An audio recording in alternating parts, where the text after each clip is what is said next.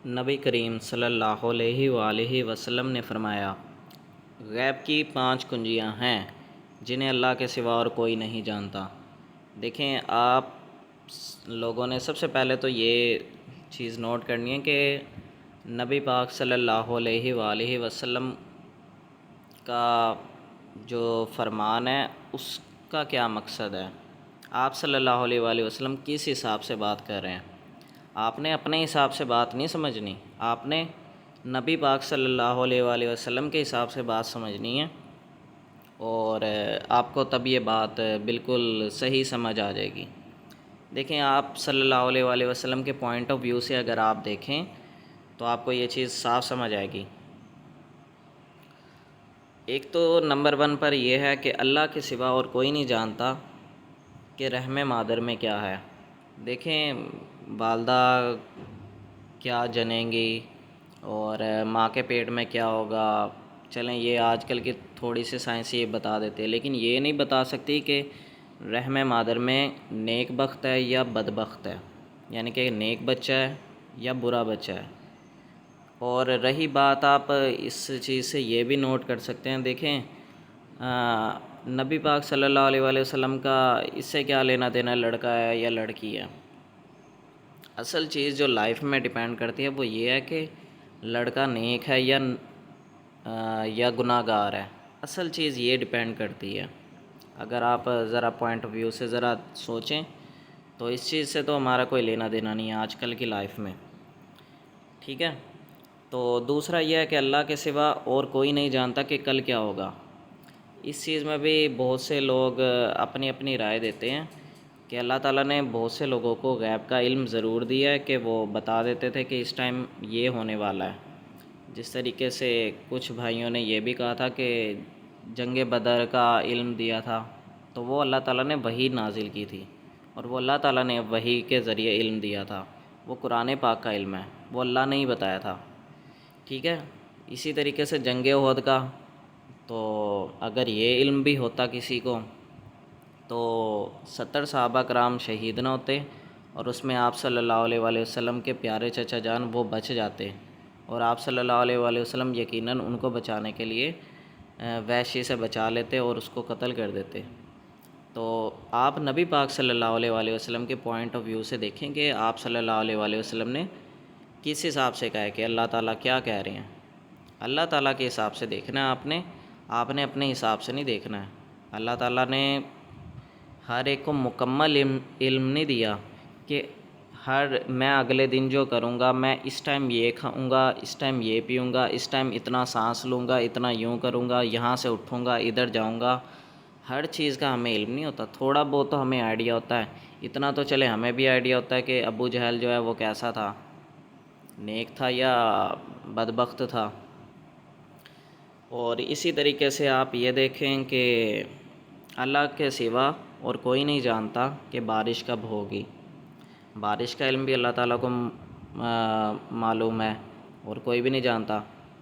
دیکھیں، بادل دیکھ کر تو کوئی بھی بتا سکتا ہے کہ بارش ہونے والی ہے۔ ہمارے سامنے بادل آ جائیں تیز تو ہم بھی تھوڑا آئیڈیا لگا لیتے ہیں، لیکن کوئی بھی شخص یہ نہیں بتا سکتا۔ اور نبی پاک صلی اللہ علیہ وآلہ وسلم کے دور میں بھی ایسا ہوتا تھا کہ بہت زیادہ بارش کے بادل ہوں تو کوئی بندہ اپنا آئیڈیا تو لگا لیتا تھا نا کہ بارش ہونے والی ہے۔ یہاں بات یہ نہیں ہو رہی، یہاں پر بات جو ہو رہی ہے وہ یہ ہو رہی ہے کہ اگلے چند ہزار سال تک یا اگلے 1 لاکھ سال تک کس جگہ پر، کس زمین پر، کس حصے پر بارش ہوگی اور کتنی ہوگی، ہم یہ نہیں بتا سکتے۔ ہم تھوڑا آئیڈیا تو لگا سکتے ہیں بادلوں کو دیکھ کر کہ یہ بارش ہوگی، ہم بالکل ایکوریٹ نہیں بتا سکتے کہ اس جگہ پر اگلے 1000 سال میں اس جگہ پر بارش ہوگی اور اس جگہ پر بارش نہیں ہوگی۔ ایسا کوئی بھی آج تک سائنس میں نہ کوئی ٹیکنالوجی ہے، نہ اب تک آ سکے ہے، نہ کوئی بتا سکے گی۔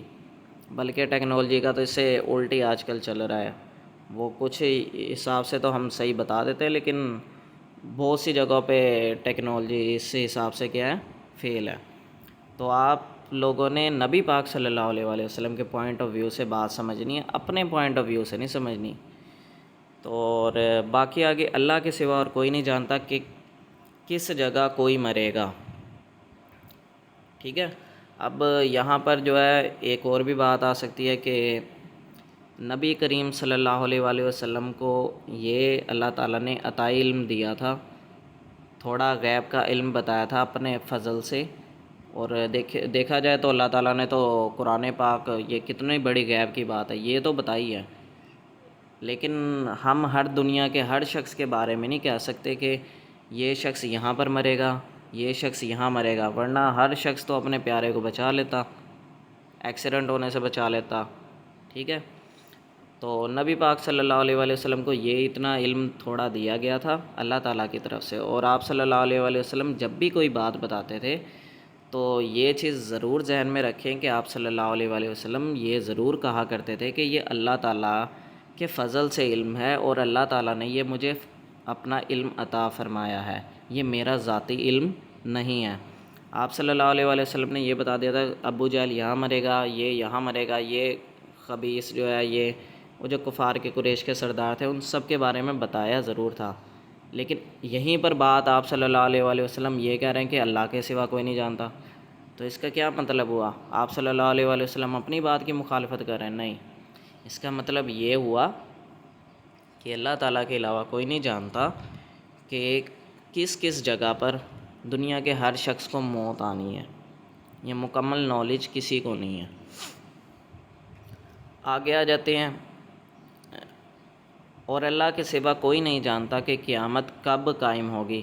اب یہاں پر بھی بات آ جاتی ہے، ہم قیامت کے بارے میں تو اللہ تعالیٰ نے خود ہی علم بھی دے دیا ہے کہ جمعے کے دن ہوگی، اور کیا کہتے ہیں حضرت عیسیٰ علیہ السلام کے آنے کے بعد ہوگی قیامت، جب حضرت عیسیٰ علیہ السلام دنیا پر کیا کہتے ہیں ہر طرف دین اسلام کو پھیلا دیں گے، پھر وہ دنیا سے رخصت ہو جائیں گے، پھر اس کے بعد جب دوبارہ کفر پھیلے گا تب آئے گی، اور قیامت کی نشانیاں بھی بہت سی ہیں، بہت ساری نشانیاں ہیں، بہت ساری نشانیاں یہ اللہ تعالیٰ نے بتائی ہیں، لیکن یہ نہیں بتایا کہ ایکوریٹ ٹائم کیا ہوگا۔ 1000 سال بعد اسی دن آئے گی، ٹھیک ہے، یا 1000 سال بعد اس دن، اس ہفتے، اس منٹ پر قیامت قائم ہوگی، یہ بات یہاں پر ہو رہی ہے۔ ورنہ دیکھا جائے آپ صلی اللہ علیہ وآلہ وسلم نے قیامت کی اتنی ساری نشانیاں بتائی ہیں، تو کیا آپ صلی اللہ علیہ وآلہ وسلم اپنی بات کی نفی کریں گے؟ ایک طرف آپ صلی اللہ علیہ وآلہ وسلم نے ایک بات بتائی ہے، ایک طرف آپ صلی اللہ علیہ وآلہ وسلم اسی بات کی دوسرے حساب سے بات کریں۔ آپ نے یہ بات سمجھنی ہے کہ نبی پاک صلی اللہ علیہ وآلہ وسلم کا پوائنٹ آف ویو کیا ہے، آپ کو تب یہ بات سمجھ آئے گی۔ تو کچھ لوگ اس چیز میں دھوکہ کھا جاتے ہیں، وہ نبی پاک صلی اللہ علیہ وآلہ وسلم کے پوائنٹ آف ویو سے بات نہیں سمجھتے، وہ اپنے پوائنٹ آف ویو بتا رہے ہوتے ہیں اور یوں شو کر رہے ہوتے ہیں کہ نعوذ باللہ وہ حضور سے زیادہ جانتے ہیں یا وہ اللہ سے زیادہ جانتے ہیں۔ تو دیکھیں ایسی غلطی نہ کیا کریں اور احترام کیا کریں آپ صلی اللہ علیہ وآلہ وسلم کے قول مبارک کا، کہ آپ صلی اللہ علیہ وآلہ وسلم نے جو بات بتائی ہے وہ حق ہے، وہ سچ ہے، اور حضور صلی اللہ علیہ وآلہ وسلم نے بہت سارے غیب کے علم جو اللہ تعالیٰ نے بتائے تھے وہ خود بتائے ہیں، تو آپ صلی اللہ علیہ وآلہ وسلم نے انہی باتوں کی پھر بعد میں انہی چیزوں میں نفی بھی کر دیا کہ اللہ کے سوا کوئی نہیں جانتا۔ تو اس کا یہ مطلب نہیں ہے کہ آپ صلی اللہ علیہ وآلہ وسلم یا دنیا کے ہر شخص کو ہر چیز کا علم ہے۔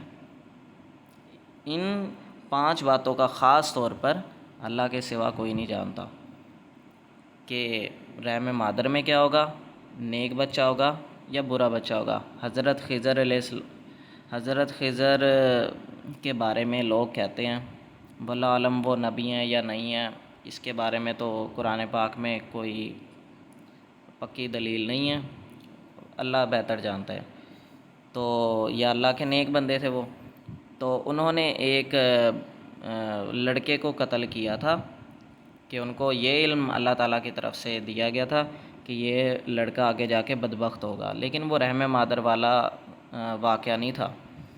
تو یہاں بھی ایک بات خوب سمجھ لینی چاہیے لوگوں کو کہ وہ رحم مادر والی بات نہیں ہو رہی ہے، وہ بچہ جو تھا وہ گرون تھا، یعنی کہ بڑا ہوا تھا، ٹھیک ہے، اس کے بارے میں تھی وہ بات۔ اور رہی بات یہ کہ ہر شخص کے بارے میں نہیں علم تھا کہ یہ لڑکا جو ہوگا یہ بدبخت ہوگا یا خوش بخت ہوگا. یہاں بات ہو رہی ہے کہ ہر انسان کے بارے میں کہ رحم مادر میں کیا ہے.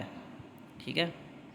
اور اسی طریقے سے رحم مادر میں کیا ہے اللہ کے سوا کوئی نہیں جانتا کہ کل کیا ہوگا. اگر ہمیں کل کا علم ہوتا تو ہم تو اپنی موت سے بچے ہوئے ہوتے, ہم ایکسیڈنٹ سے بچے ہوتے, دنیا کا ہر شخص بچا ہوتا. ابو جہل بھی اپنے کیا کہتے ہیں وہ جو مردود ہے وہ بھی اپنی موت سے بچ جاتا. آپ صلی اللہ علیہ وآلہ وسلم کو کل کے علم کا پتہ ہوتا تو آپ صلی اللہ علیہ وآلہ وسلم اپنے اصحاب کو بچا لیتے. ٹھیک ہے. اللہ تعالیٰ نے ضرور غیب کا علم دیا, ضرور غیب کا علم دیا, ہم یہ نہیں اس چیز کا انکار نہیں کرتے, لیکن ہم نے یہ بھی تو سمجھنا یہاں پر آپ صلی اللہ علیہ وآلہ وسلم کس حساب سے بات کر رہے ہیں, کہیں ہم اس کی نفی تو نہیں کر رہے. ٹھیک ہے. ہم نے حضور صلی اللہ علیہ وآلہ وسلم کی کسی بات کی نفی نہیں کرنی ہے. ٹھیک ہے. تو یہ بات خوب ذہن میں رکھیں. کچھ لوگ کنفیوز ہو جاتے ہیں اس حدیث کے بارے میں, تو سوچا تھوڑی وضاحت کر دیں اس چیز کی کہ ہم نے نبی پاک صلی اللہ علیہ وآلہ وسلم کے پوائنٹ آف ویو سے سوچنے کی کوشش کرنی ہے, اپنے پوائنٹ آف ویو کو ذہن میں نہیں لانا ہے. ٹھیک ہے. تو آپ کو یہ بات سمجھ آئے گی تبھی. اوکے, اللہ حافظ.